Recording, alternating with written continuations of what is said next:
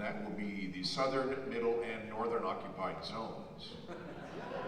Their legislators say that we know best what needs to be done. You just leave us alone and let us do what we know is best for you, as opposed to the understanding that the less government we have, the better.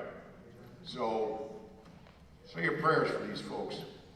They're doing a tough job, and they get a lot of slings and arrows.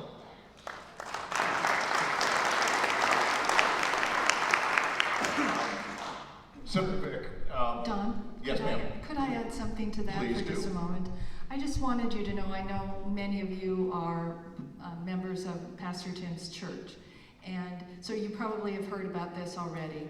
But when we're talking about government not being the answer all the time, Representative Mendive and I worked very closely with Representative Pastor Tim on a drug rehab bill for teenagers, and we worked on it for several years. We got it through, and it was not an easy process. We got it through circuses, and I mean circuses, of committee meetings where every liberal social health care provider was in the room, almost yelling that it has to be sponsored by the government. If the government is not involved, we should not allow this to happen because terrible things will take place. And we can't have drug rehab for teenagers without the government having their hand in every part of it. But the problem is when the government is involved in these kinds of things, they cost a horrendous amount of money. The program that Pastor Tim offers is $3,000 for a 4-month program. The government-run programs and those that government controls that are provided by outside groups, but government controls and licenses, are $20,000 to $30,000 a month. So tell me how many people in Idaho you know that could pay for that, because most of these programs are not covered by any kind of insurance. So we succeeded, after a great deal of effort, getting that bill through that exempted these small, well, they would be small, these teenage rehab programs from government licensure. And then the governor vetoed it. But we succeeded in getting it through the process. And that's not to say that we might bring that back again in the future.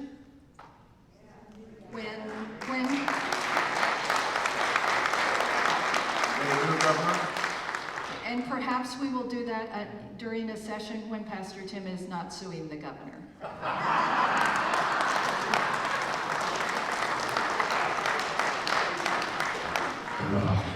Senator Vick, when you talked about the plethora of emails that you got, about 2,000, you read them all, you just weren't able to respond to them all. Is that correct?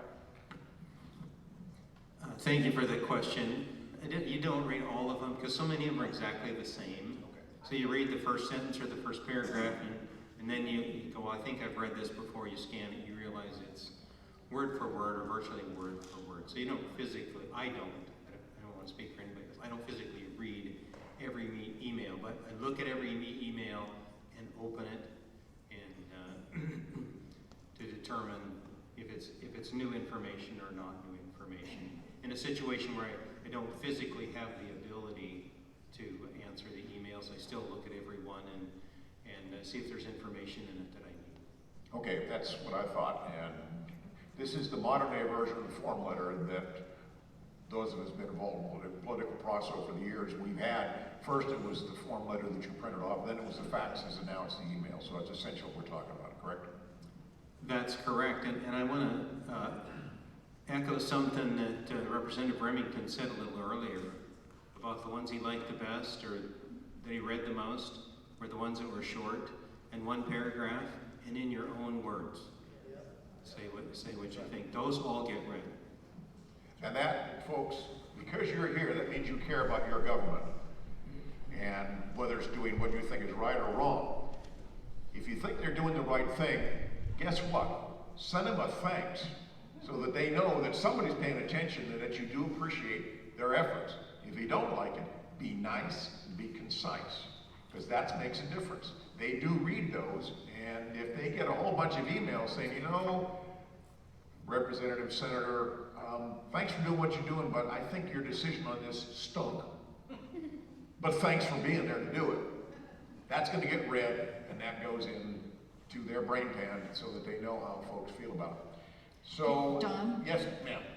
Also, when you're sending those personal emails that you're actually putting in your own words, which we appreciate, please sign your name and the city or the county that you live in, because we get hundreds and hundreds of emails that are just have a name at the bottom or maybe a first name, and they do not tell us where they're from, and we know that we get them through computerized generation from New York, California. These are national issues, a lot of them. So tell us that you're from Kootenai County, Coeur d'Alene, Post Falls, whatever you want to put.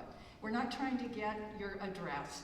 We're just trying to know that you're part of North Idaho. And you don't even have to be in our district. You just have to, we will care more about responding to you if you're from our general community. And it should be noted that it's unusual. I haven't seen comments or questions this morning that are really directed to the federal level. These are local folks. California, excuse me, what did I just say? They're not California. These are our legislators from Kootenai County, Idaho State. They do not deal with federal issues. So please bear that in mind. If you've got a gripe, Russ Fulcher, who, by the way, will be here on October 3rd at the Freedom Fest at Candlelight Christian Fellowship, he will be there, and I believe that we might even have some signs for him. He does have an opponent. So, Russ Fulcher, he wants to hear from you. He is, for all of us in here, unless you came up from down south, like